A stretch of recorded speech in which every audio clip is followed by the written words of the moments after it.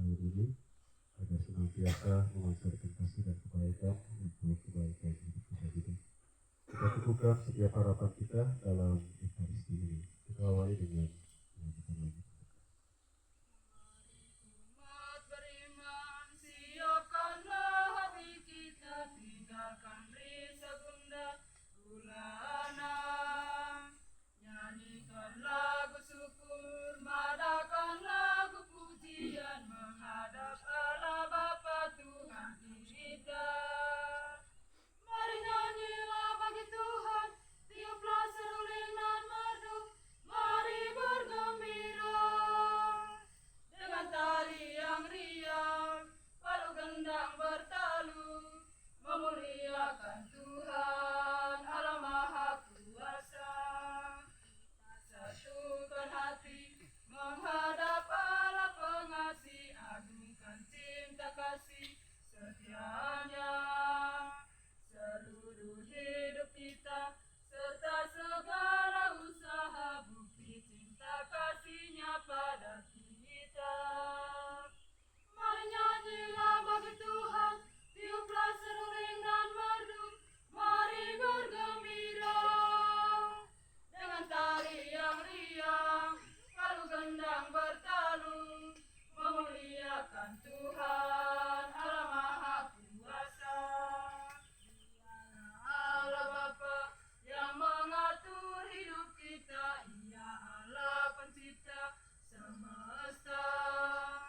Sabah ladang menghijau, langit biru, hawa sejuk, semuanya muji keagungannya. Mari nyanyilah bagi Tuhan, tiuplah seruling dan merdu, mari bergembira. Dengan tari yang riang, palu gendang bertalu, memuliakan Tuhan Allah Maha Kuasa. Dalam nama Bapa dan Putra dan Roh Kudus.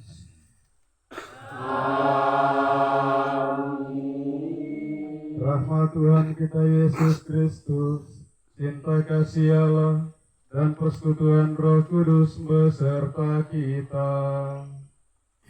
Sekarang dan selama-lamanya. Bapak Ibu saudara-saudari sekalian, umat beriman yang terkasih dalam Tuhan, kita semua yang berhimpun dalam suasana penuh persaudaraan dengan mata air dalam alam kita di tempat ini. Pada hari ini kita diundang untuk bersyukur untuk setiap hal yang kita alami dalam hidup kita, dan teristimewa juga karena kita dianugerahi alam lingkungan yang menjadi kekuatan dalam kebersamaan. Kita bersyukur karena kita masih dilimpahi dengan karunia alam dan juga dikuatkan oleh aliran air yang bersumber dari tempat ini. Kita yakin dan percaya bahwa kita boleh mengalami kehidupan yang baik karena relasi kita yang baik juga dengan alam kita, dan juga karena kita punya kemauan dan keterbukaan untuk senantiasa menjaga mata air. Dan hal itu yang kita tunjukkan dalam hari-hari hidup kita sampai dengan saat ini, sehingga lingkungan di sekitar mata air ini tetap terjaga. Pohon-pohon dan juga segala makhluk yang ada di sini tetap menjadi satu kesatuan yang kita kukuhkan dalam cara kita bersikap. Dan karena itu hari ini kita bersyukur, dan selebihnya juga kita mau membangun permohonan maaf untuk segala hal yang sudah kita tunjukkan secara salah dalam sikap hidup kita. Beristimewa dalam cara kita berbicara, dalam cara kita bersikap terhadap alam kita, dalam cara kita menggunakan air. Kita meminta maaf agar kita boleh mengalami suatu pemulihan yang baik lagi, sehingga kita selalu diarahkan pada keutuhan ciptaan. Kita dan alam kita pada hakikatnya adalah sama-sama ciptaan, dan sebagai sesama ciptaan kita mesti menciptakan suatu keseimbangan yang baik agar tercipta suatu keselarasan dan keharmonisan dalam hidup kita. Karena itu mari kita mengawali perayaan ini dengan membangun sikap tobat dalam hati dan diri kita. Kita menyatakan pertobatan untuk segala sikap yang sudah kita tunjukkan salah terhadap alam kita, terhadap pohon-pohon, terhadap kayu, terhadap segala makhluk, dan juga terhadap air. Kita nyatakan tobat kita dengan hening sejenak, dengan kita bangun pertobatan dan niatnya di dalam hati kita.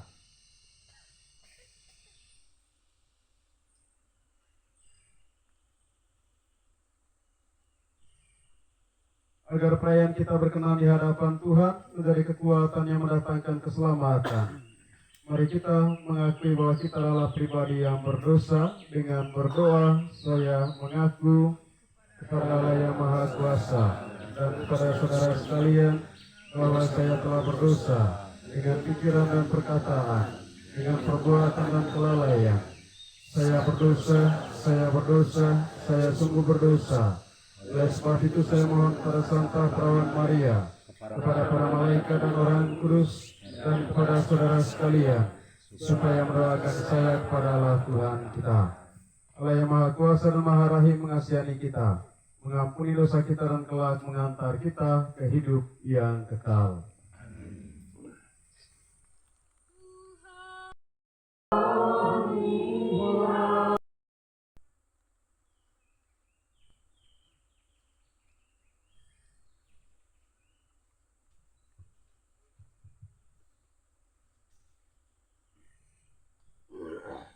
Bacaan dari Kisah Para Rasul.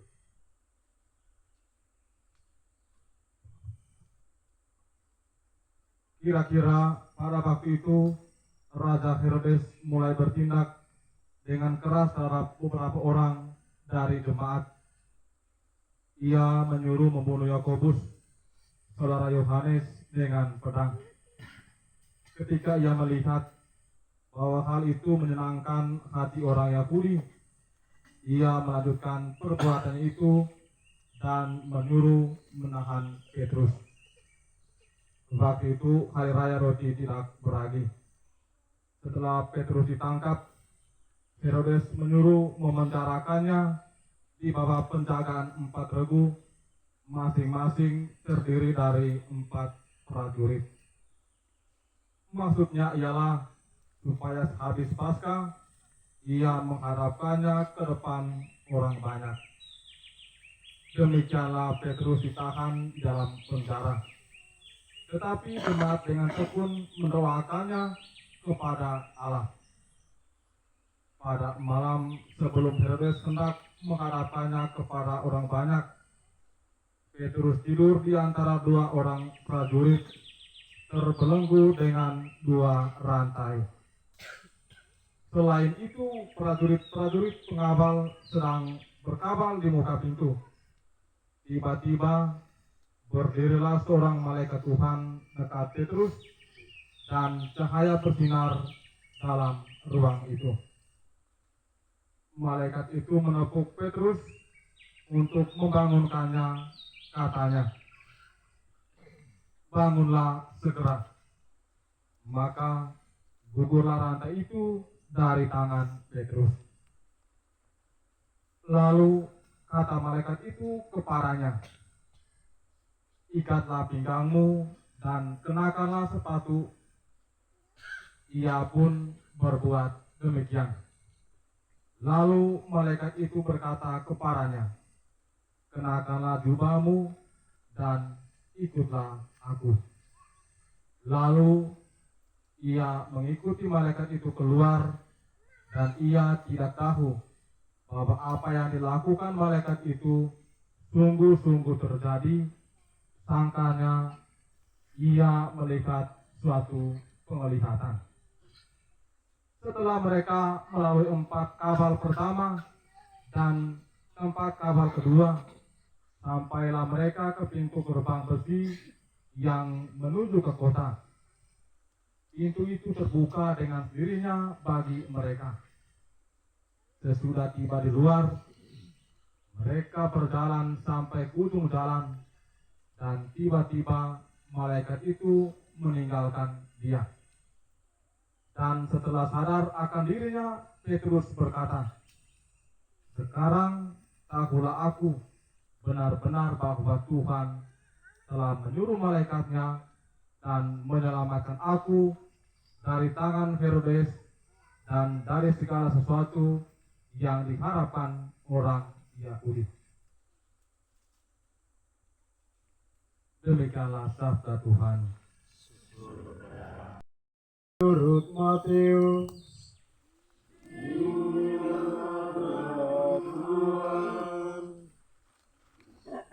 Setelah Yesus tiba di daerah yang terkasih dalam Kristus, kita mungkin pernah mendengar suatu cerita tentang kehidupan di sebuah biara dan kebiasaan mereka mengikat kucing.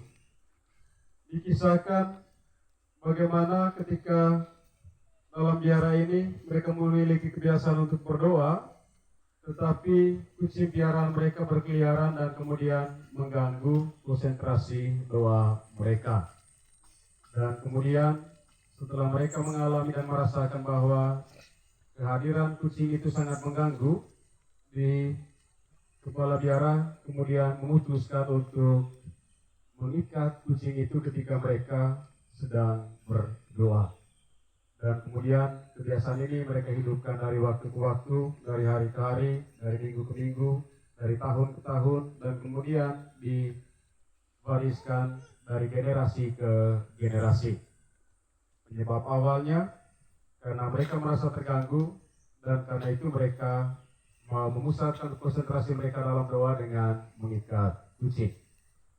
Tetapi ratusan tahun kemudian, ketika kebiasaan ini terus dilanjutkan, orang sudah lupa apa yang menjadi penyebab dasar dari kebiasaan mengikat kucing.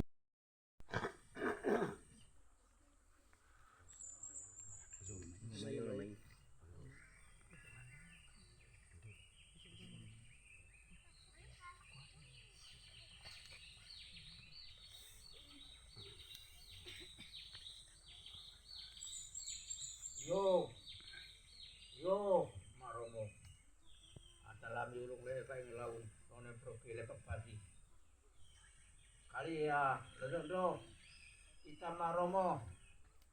Tengah, lo nian ng sidi. None ya, mata bay ulung rebulo. Jika ko tengah saman. Eleng kami anak sengana tanah. Jadi yang selebiri. Ndo tua kapu. Ndo rokok hao. Maromo. Kali din lo mana maromo. Eleng ajeng kita barang baendo boleh tambang baendo gopakamede. Jadi semua maromo mau kita ngaji boleh muri barang berkasaman kudele matan ono bando eleng kita maromo nando. Dengan na tobo na nakit yo kepo.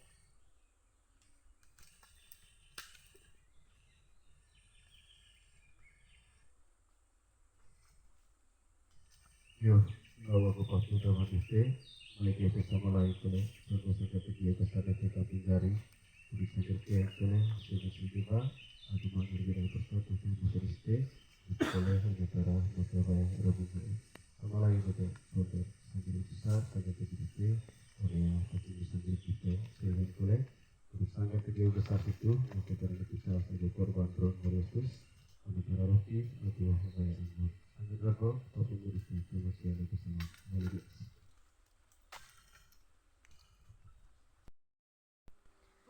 Persembahan hidup kami yang kami utuhkan padamu. Terimalah persembahan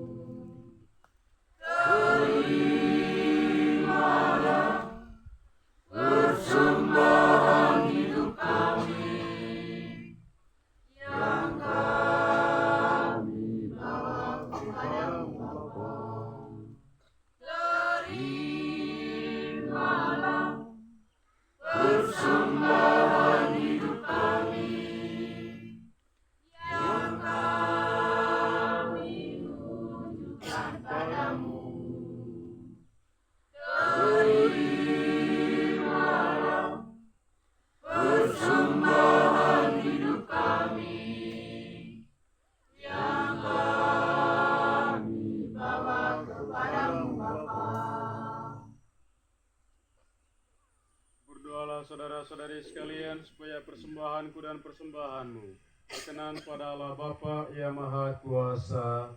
Semoga persembahan ini diterima demi kemuliaan Tuhan dan keselamatan kita, serta seluruh umat Allah yang kudus.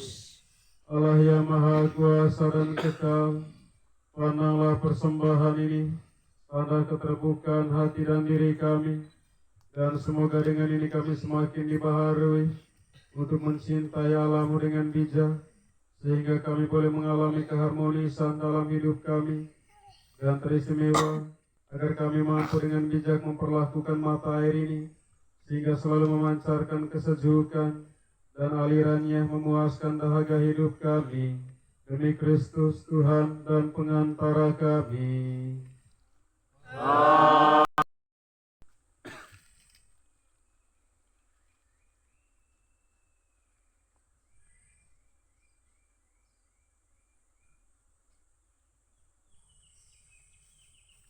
Demikian pula sesudah perjamuan, dia mengambil piala. Sekali lagi dia mengucap syukur kepadamu, memberikannya kepada murid-muridnya seraya berkata, "Terimalah dan minumlah kamu semua. Inilah piala darahku, darah perjanjian baru dan kekal, yang ditumpahkan bagimu dan bagi semua orang demi pengampunan dosa. Lakukanlah ini sebagai kenangan akan aku."